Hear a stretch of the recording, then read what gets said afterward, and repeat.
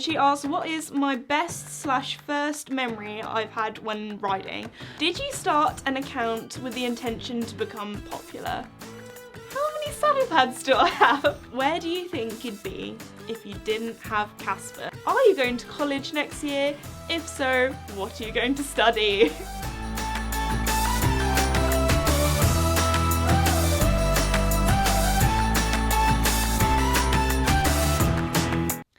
Hello everybody, this is me, and today's video is going to be a Q&A, as so many of you guys have asked me so many different questions whenever I do a Q&A sort of on my Instagram story, and I feel like the same ones keep appearing, and obviously stories only last so long. I do try to put them in my highlights, so I thought, you know what, I'll film a Q&A, talk about all the things, have a little bit of a sit down, have a bit of a chat, a little catch up, talking about sort of the plans and the questions and all the fun stuff. I do feel kind of strange talking about myself though, because I'm used to talking about the horses, so I do have some horsey questions here. I also have some questions that you guys asked that are non-horsey that I thought would be quite interesting, so yeah, let's go. Okay, so the first question is from crazy_Connemara, and she asked, what is my best / first memory I've had when riding? Okay, so I'll do first and then I'll go on to best. So my first memory of riding, so I started having lessons when I was 5. My riding school actually started having, you could have lessons as young as 4, and I asked my parents, like as soon as I could talk pretty much, I would ask for riding lessons, because the local riding school would actually ride past my house. I'd kind of point out the window and be like, I want to ride horses. So yeah, because I was actually really small and young in my year at school, so because my birthday's in June, I was one of the youngest at school, so I was kind of small, and my parents were like, she's too small to ride horses. She's like, so yeah, I started having lessons when I was 5. I actually first rode a horse at a friend's birthday party, because I always thought, oh, I'm too young to ride horses, and then I was allowed to ride one at a friend's birthday party, and then my parents were like, dang, she knows she's old enough to ride horses, we're gonna have to let her have lessons, and have been riding ever since. And I actually do remember my first riding lesson very well. I rode a grey pony called Foxy, and I remember my instructor, who I still know and talk to today, she was talking about how when you ride you have to have your heels down, and her like sitting back and being like, because then if you have your heels down you're going to be more balanced and all this kind of stuff. So I do actually remember my first lesson really well. The one thing I remember when I learned to ride, which sounds really weird, but I thought, like, you know in the cowboy films where you hold the reins and to make the horse go faster, I thought you kind of shook the reins like this.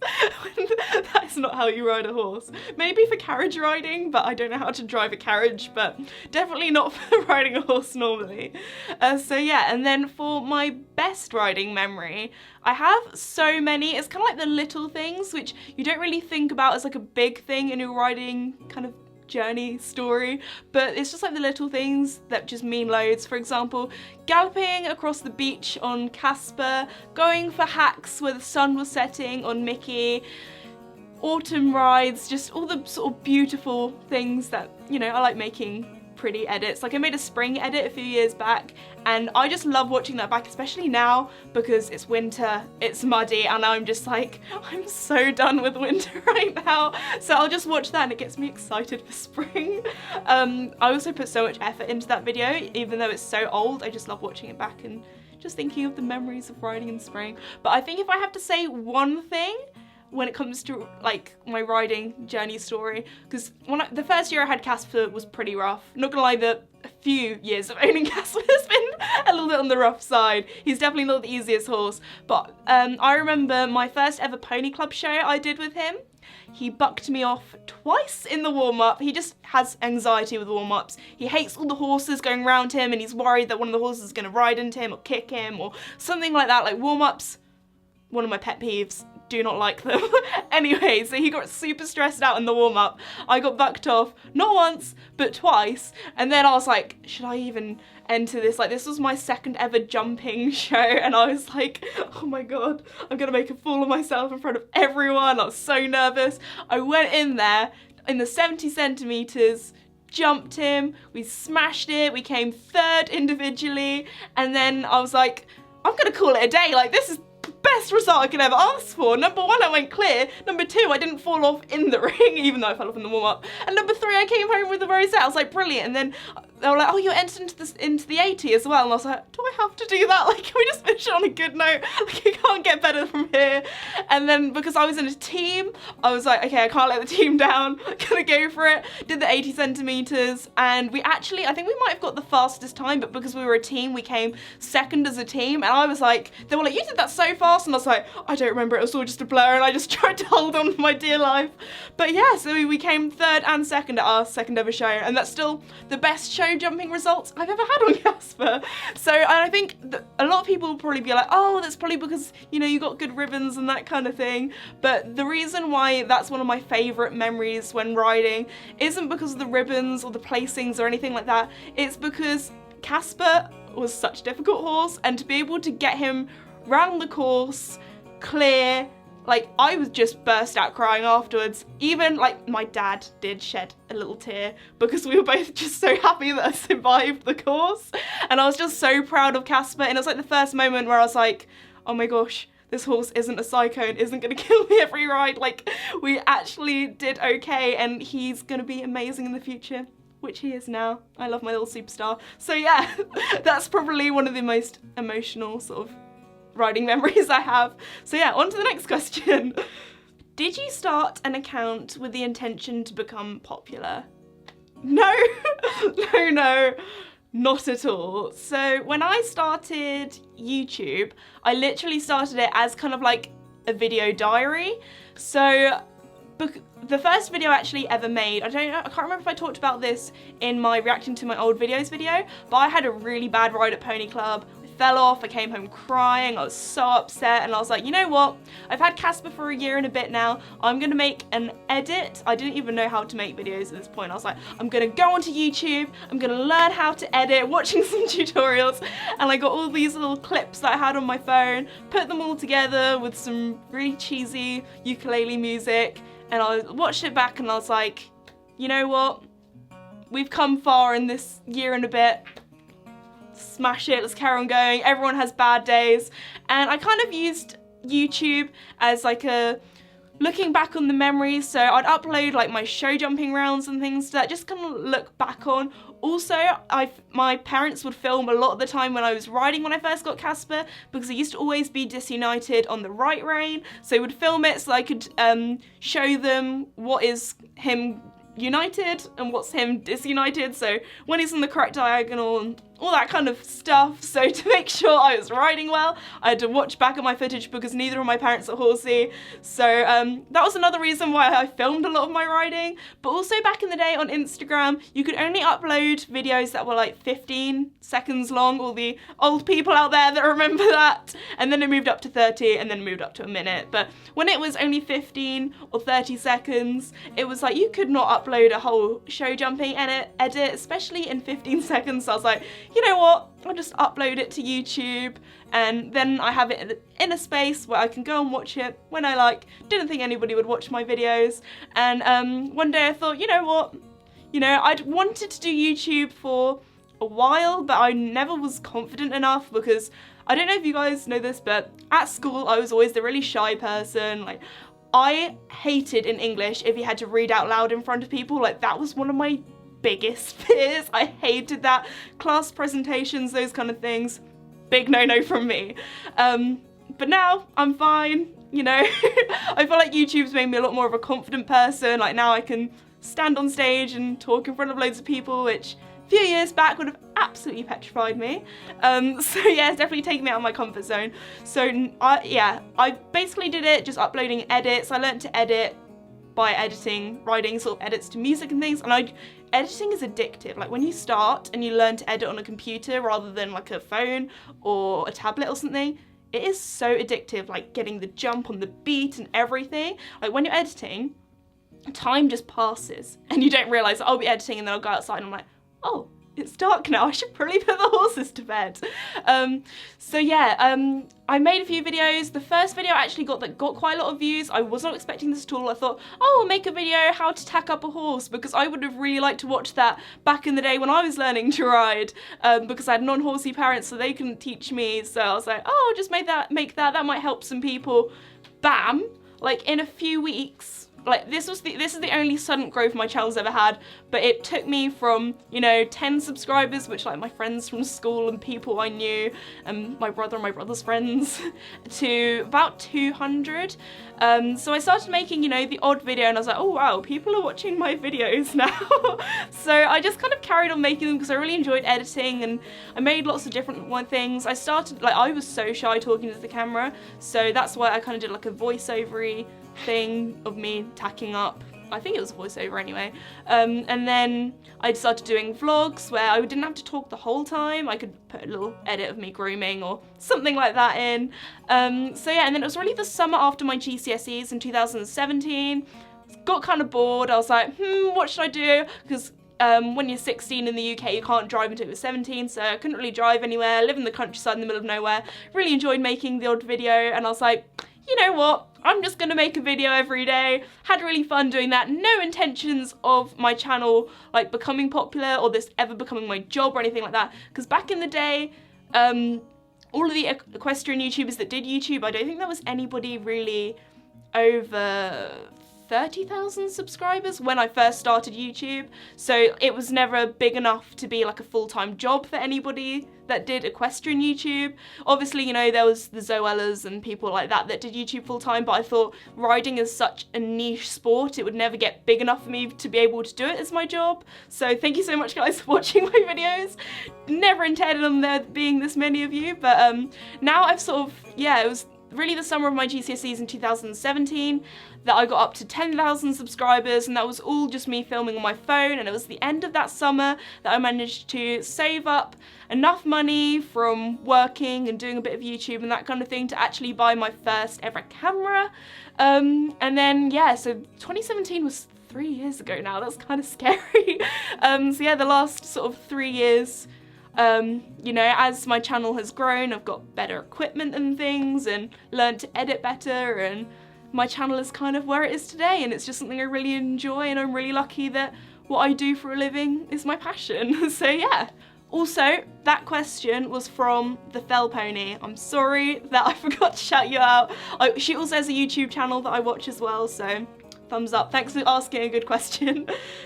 So the next question is from _Daisy_equestrian_06, and she asks, do your parents and or grandparents live with you? Because I've heard you mention them in your videos.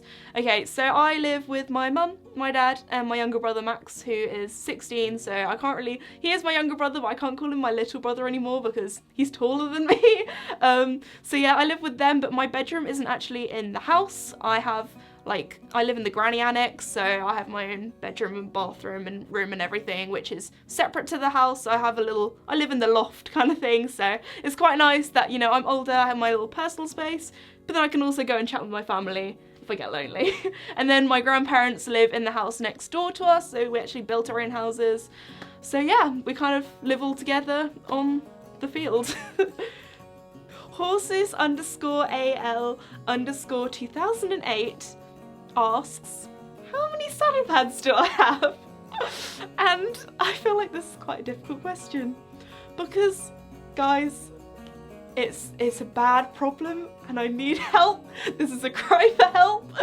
But I actually don't know, and the reason why is because I am so fortunate and lucky that I work with quite a few brands and they send me bits and bobs and tack and things and saddle pads, and I do a lot of giveaways as well with different brands. So I actually have some saddle pads here that I'm going to give away. I have some saddle pads of Mickey's that I don't use because he's retired and he's a pony, and they're pony size saddle pads, they don't fit Casper.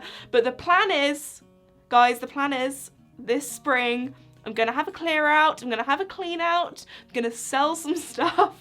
So yeah, I don't actually know, but I wouldn't be surprised if it's over 30. And I know that's really bad, please don't get angry, but I didn't buy them all myself. Okay, next question. Where do you think you'd be if you didn't have Casper? And this is from _Kira Lester. I'm pretty sure I pronounced your name right. And honestly, I do not know. Because one of the reasons kind of why I started YouTube was because Casper was really naughty and I made edits and yeah. So I don't even know if I'd be doing YouTube if I had Casper. Don't know if I'd still be riding if I had Casper. Like, my life might be so different and it's kind of scary to think about it. So yeah, I have no clue. Ooh, this is a good one that I get asked a lot and I always feel uncomfortable answering it, but we're gonna go for it because I'm being super honest and things today. So this is from yoyo2.021 and this is, are you going to college next year? If so, what are you going to study? And I get this question asked a lot by friends, family, relatives, people I don't even know. And I feel like when you're this kind of age, when you're 18 and you don't really know what you're gonna do with your life, you get asked this a lot and it's kind of stressful because, yeah, so at the moment, okay, so I did A-levels, so I finished school basically. College in the UK is from ages 16 to 18, and then afterwards, if you want to, you can go to university. So I've finished high school, finished college, did biology, chemistry, and geography in my A-levels, passed all of them, got the results I needed if I wanted to go to uni.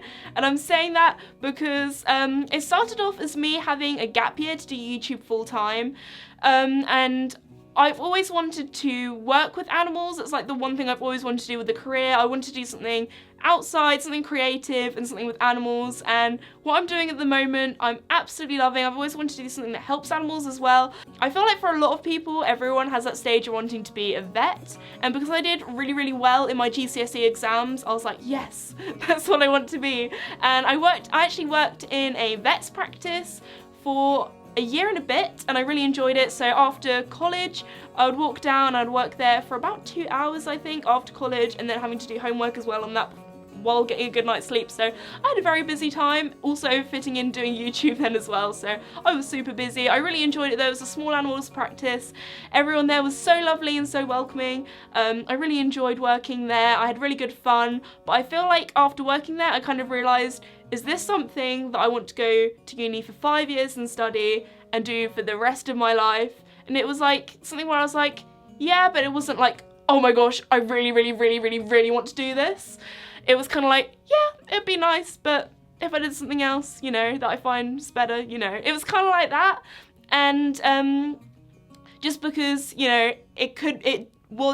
being a vet is a very stressful job and very high pressure job, and I really respect all the vets out there that do it, but I feel like personally, for me and for the life I want and the things I want to do, I don't know, it just wasn't quite for me. And I feel like if you want to do that job, you have to be 100% in, and I just wasn't. And after working in that practice, I kind of realised that. Also, in my year of doing A-levels, I found out that I'm dyslexic. Kind of. So during GCSEs, I worked so hard, I smashed them, I got all A's and A stars, which still blows my mind today saying. So I did really well in them. I was actually the last year to do GCSEs that were sort of rated A star to F, like with the letters. For people that aren't from the UK, to explain this, GCSEs are the exams that you do when you're 16, when you finish high school. So yeah, I did really well in those, and then when I went to college to do A-levels or sixth form college, people call it whatever, I found A-levels quite a bit more difficult than GCSEs. I worked really hard for my A-levels. I couldn't have worked any harder. Like I spent the whole of my 18th birthday revising for my chemistry exam. Like I was dedicated. But like I didn't get good enough grades to be a vet, but I did for the thing that I actually started looking into and really wanting to do when I was in college. When I after working in the vets, I was like, you know what, this isn't quite for me. I looked at other different things and I got really interested in doing veterinary physiotherapy. So it doesn't involve animals having to be put down. It's less stress. You can work for yourself, choose your hours, and I was like, this is sounding more like a nicer, lower pressure job. Also, it would mean that if I did decide to go into that, I could have taken Casper to university with me, which would have been great fun. Because again, going to uni, I would really miss all the animals. So it just seemed something that was a little bit lower pressure, a little bit more me, and something that I was really interested in as well. So that's what I was looking more to do, and I got the grades to do that if I do want to go into that in the future. But I've kind of, yeah, so the plan was to kind of see what I get in my A-levels, see what I kind of want to do, got the grades, happy with what I got, but the thing is, I've been doing YouTube kind of full-time for the last couple of months. It was also, I decided to have a gap year because I'm one of the youngest in the year, and I really enjoy doing YouTube, so I wanted to kind of have a little shot at doing this, see how it's going, and it's going really, really well. And I feel like, although, you know, I'm not a vet or anything like that, I'm still helping animals, but in a different way. So I've really enjoyed the last couple of months working with lots of different charities, such as the Brook charity. I went out to Senegal in Africa and did loads of videos with that and spread awareness and things. Also stuff with World Horse Welfare, wink wink. Might be doing some more really exciting stuff with them coming in the spring/summer. Yeah,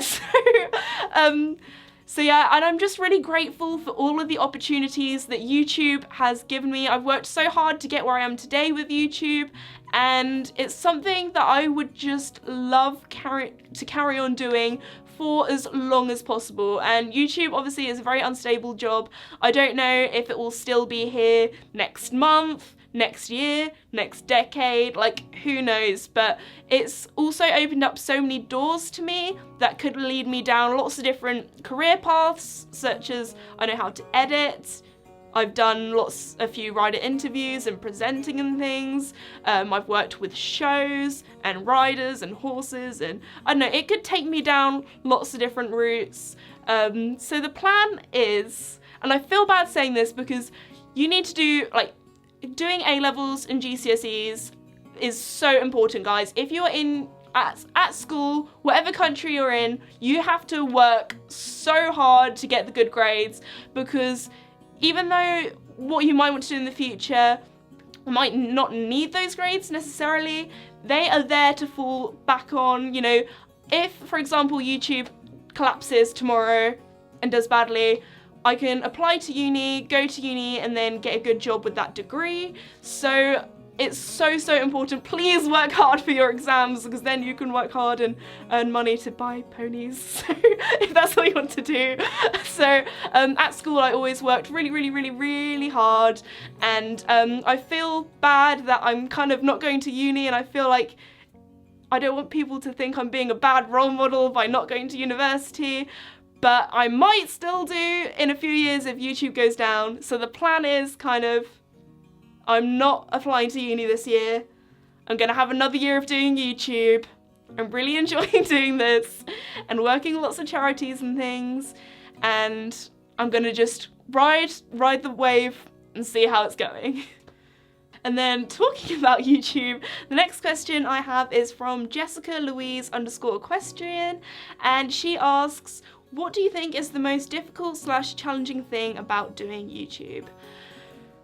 Okay, so I feel like I can't really be in a position to complain about YouTube. Like, what I'm doing is my dream job. I'm absolutely loving what I'm doing, and I don't want to sound like I'm complaining, but I feel like whatever job you do, there's going to be some down points, and there are going to be some things that are difficult. Like, life is not easy. Like, life is pretty difficult at times.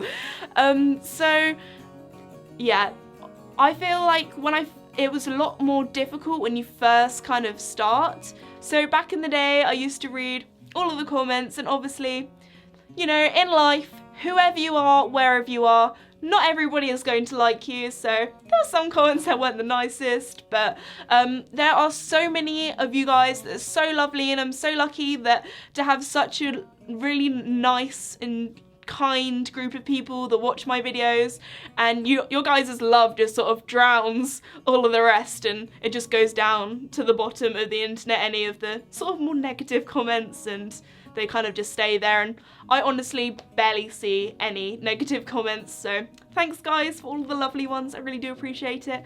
I feel like the other thing that's difficult with YouTube is I work from home, and I also don't have like a boss. I am my own boss. Or you guys are kind of like my boss, because if I don't upload a video on a Friday at 4 p.m. at UK time in England, or Greenwich Mean Time, then you guys are not gonna be happy. But there's nobody telling me that I'm gonna get sacked from my job, I'm gonna get a pay cut or anything like that if I don't upload, but I still do. So you have to be really self-motivated. I feel like with YouTube, you really have to love what you're doing, or you're just gonna end up stopping, crashing, burning. So I feel like the most difficult time was during when I was balancing A-levels with YouTube. I always put A-levels first, but there were some times when I was like a little bit stressed and I was like, oh my gosh, I don't have a video for Friday. It's Thursday night. I still haven't edited it yet. And that got me just a tiny bit stressed. So I feel like with YouTube, it's the pressure of always having to uploading good quality videos, high quality videos. And I feel like one of the things that used to get me really down, which I'm not too bothered about now, was when you upload a video and it doesn't do, like the views aren't as good as the video previous. That would kind of make me a little bit more, like, less happy. I'll be like, oh, I put all this work into this video that I thought was incredible, but it's not got as many views, like, what? But now it's just like, oh, it's fine, I'll give it a few months, the views will bump up over time, and then it will do as well as the rest. And it's just, sometimes it just depends. Like, it could be that, I don't know, Love Island's on in the UK and people aren't watching as much YouTube, they're all watching normal telly, which not many people do nowadays. But yeah, so there are lots of different factors. If you upload a video or a post on Instagram or something, a lot of people really are like, oh my gosh, this post hasn't got as many likes as the last one. Like, what am I gonna do? Should I delete it? Should I re-upload it? Like, guys, take a chill pill. Doesn't mean anything. Like, it will probably bump up over... That was a weird noise. Don't worry, guys, it's fine. First world problems, calm yourselves. It's fine. Nobody even looks at other people's likes. Just have a nice day and don't worry about it. The other thing that I find a little bit more difficult with YouTube is I don't have set hours. Like, I could wake up first thing in the morning, check my emails, answer 10 emails, and I've already kind of started my job. And I could do the same thing at 9 o'clock at night. I'll get an email and be like, I'll answer that one. But so I also, one of the other things, so yeah, time management really. When I really enjoy doing something, I'm like a workaholic. Like, when it comes to YouTube, I'm like, if I'm just bored on my day off, I don't actually have like a proper day off, but that needs to be made. I need to have a day where it's like, no editing, no filming, no answering emails, just switch off from social media, have a little break. Live in the real world. I don't know.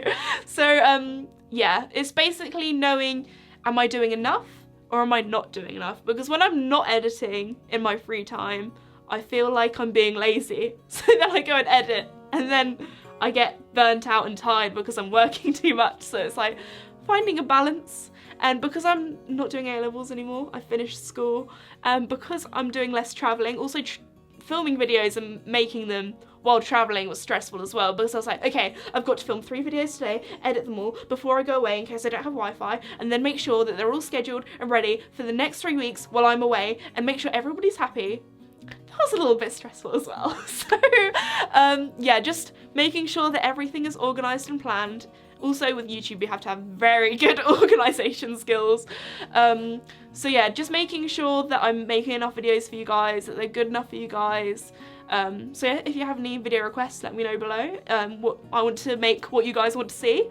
So yeah, and also the other thing is just it being a bit on the overwhelming side. For example, my DMs on Instagram, they have been plus 99 since October 2017. That's a long time ago. That's almost 3 years ago. And I just feel so much guilt. I feel so bad that I can't answer all of you guys' DMs, like all of your messages and questions and things. And I just feel awful that I can't reply to all you all. I feel so bad, but it physically isn't possible. I would have to be up all night, and especially as back then I had school and A-levels, and I'd rather use that time to, back then was to focus on my schoolwork, but now instead of answering all of your guys' messages, I'd rather do a Q&A and answer your questions here, or use that time rather than replying to one person, put it into editing a video, meaning I can put out more videos for you guys. So it's not that I'm being rude, and it's not that I'm ignoring you or that I don't want to answer your questions, it's just, it's physically impossible. Okay, so this goes really nicely onto the next question, which I feel so bad. I really don't want to answer it, but it needs to be talked about, it needs to be said. But this is from this_Esme_edits, and she asks, when are you next doing a mail time with Mickey? And it's been quite a while since I did my last one. I think the last one I did was in the summer, and there are lots of different reasons to this, so hear me out. But when I first started mail time with Mickey, I really wasn't expecting anybody to post letters through to my PO box. I had like 3 or 4. The first couple of mail times I did, I had probably about 10, 20 letters, you know, a manageable amount.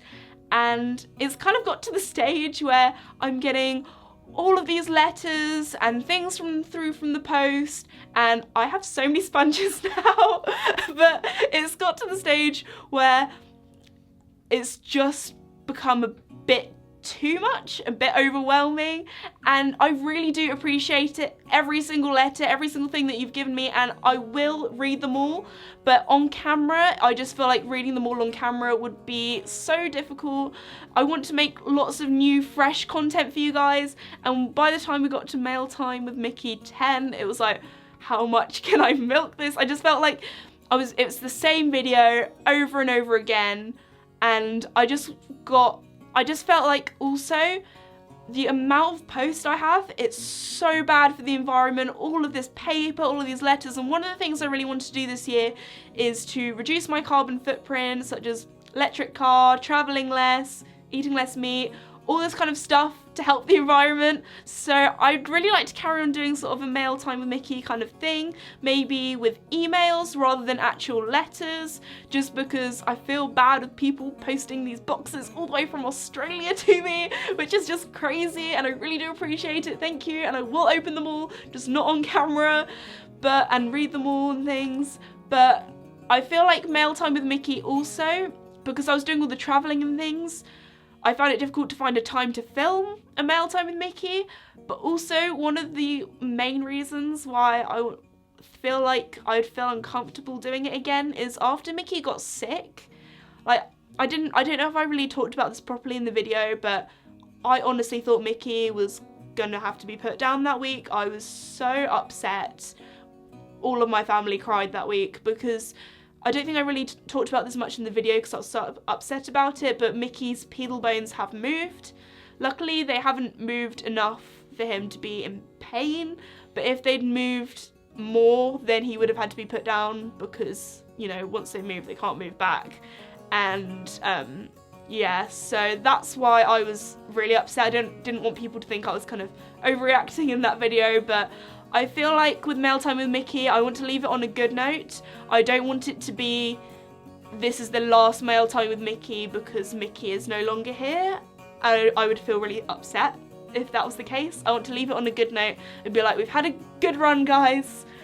But I just feel like I wouldn't want it to be ended because of the end of Mickey.